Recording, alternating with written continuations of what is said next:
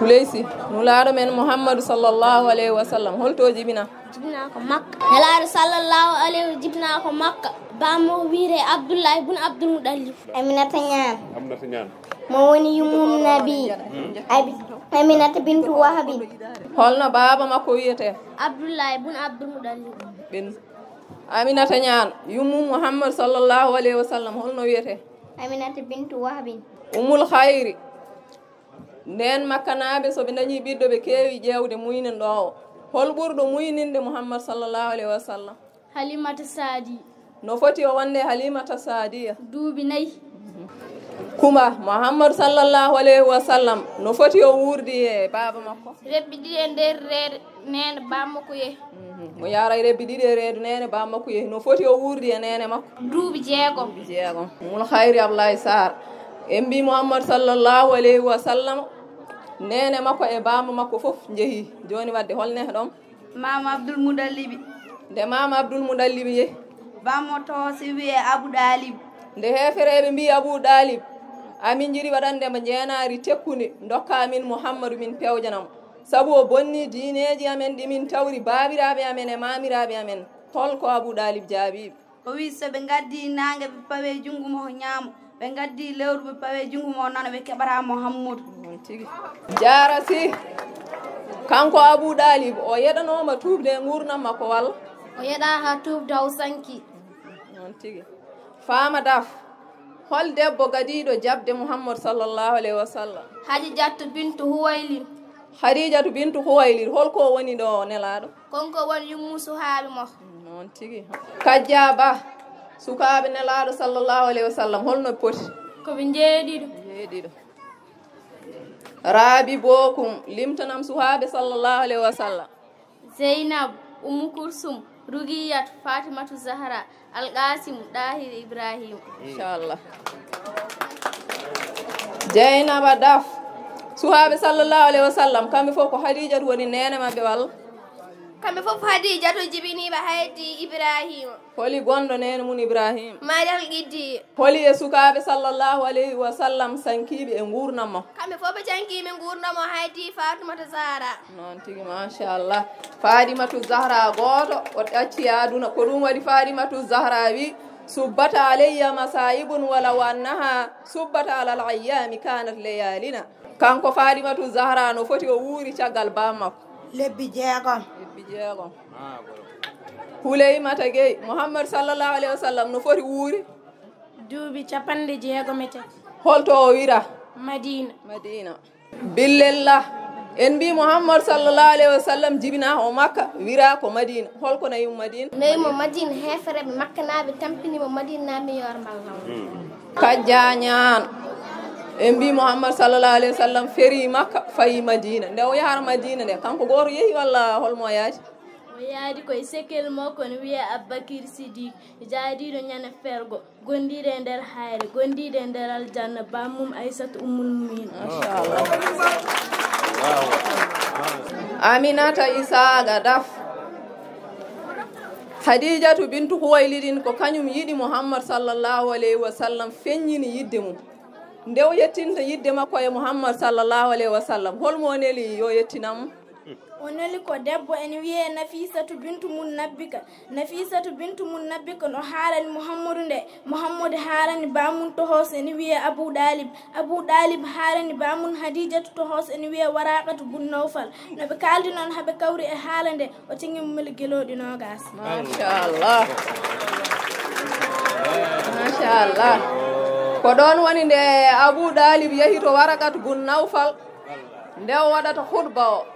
o wi ko inna muhammadan man la yusanu bihi fatan min quraishin illa rajaha bihi sharafan wa nublan wa aqla wa amma almalu faqad qilla innama almalu zillun zailun wa ariyatun mustarja walahu fi khadijat bintu huwaylidin ragbatun walaha fihi mislu dhalik sen battiye pular kanko abou dalib nde o yettinta haaji o to waraqat bun nawfal o wi ko ay muhammad mo ganduɗa ala mo nawdete e sagataɓe ɓuraysiyankoɓe so wona o gañoɗum gandal teddugal haqqilantagal so tawi noon koɗo banggue jawdi makko ene famɗi jawdi noon ko ɓuuɓri jirlotoni ko luɓal nawtetengal omo jogii e Khadijatu bintu Khuwaylidin yidde Khadijatu kañumne ko noon wayi e makko kanko Abou Dalib mo walluno Muhammad sallallahu alayhi wa sallam kono o yeɗaka tuubde asara bakkel on saha no duuɓi Khadijatu no fonno duuɓi 50 duuɓi Muhammad sallallahu alayhi wa sallam duuɓi 25 Maymuna Sam no foti Khadijatu hecci Muhammad sallallahu alayhi wa sallam duuɓi 15 Maryam Gueye Khadijatu bintu Khuwaylid o heɓino nawliraɗo e gurnamo o heɓani nawliraɗo mo sanki e fuɗɗi resde rewɓe heddiɓe nenna si hol simore adinde tellade alquran iqra holko firta jangu nde Muhammad sallallahu alayhi wa sallam woni e nder hayre ene teeli ene miijo kayisaji jomum Jibrilu tellima e makko hiibilimo kiibilali tati musri ene wiya mo iqra kulol jaggimo arte Khadijatu mo signa nde o yetti o haalani Khadijatu ko yi ko holko Khadijatu wimo Khadijatu wimo deñu haqqille ma mbaɗo no mbaɗani Allah waɗanta ɗum sowona ko ɓuuri mum o yar jeeya mi nowma to babam tohos mi jaadi to bamo tohos wi telle ma ko Jibrilu ete ka gonowo annabi ete ka jaltinteɗo makka o wi marko mi jaltinteɗo makka o wi ka jaltinteɗo makka kala kaddu ko gadda o hiran ko lebte machallah annasi yimre yurmede Allah e rasulullah holto feeñata hen wonde Khadijatu wonanino Muhammadu lomto dendagal yaruɓe ɗum nelaɗo yeɗama lomto joom pellital deñowo haqqille sangde fayre waɗi kimirɗo wallude Muhammada Khadijatu nedarani rasulullah sallallahu alayhi wa sallam habi daf habi ceerno Mahmoud askinan en nelaɗo men Muhammad sallallahu alayhi wa sallam asko nelaɗo Muhammadu bi Abdullahi bi Abdul Mudalimu bi Hasim bi Abdul Manaf bi Husay bi Kilab bi Murrata bi Kaaba bi Luway bi Khalid bi Firi bi Malik bi Nadara bi Kinanata bi Khuzaimata bi Mudarigata bi Ilyas bi Mudara bi Nizaz bi Maad bi Adnan machallah ma'rifatu ali Muhammadin baratun minan ɓeɗo kiddi assalamu aleykum tohson on calminama amin jiɗi kala noon min caldi islamu no foti taw ko noon foof ɓamdi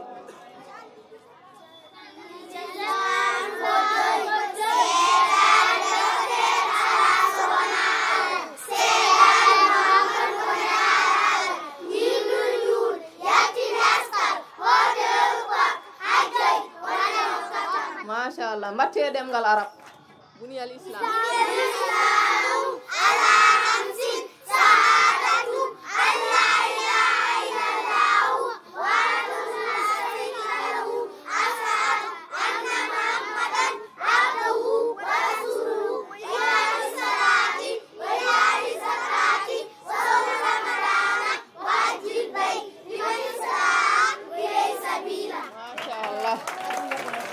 on golli joni noon heddi ko ceerno men ceerno Sada Sy ari udditande en duɗal men jaɓɓoroɗen mo yimre makko nde waɗani ceerno Jalaluddin Ba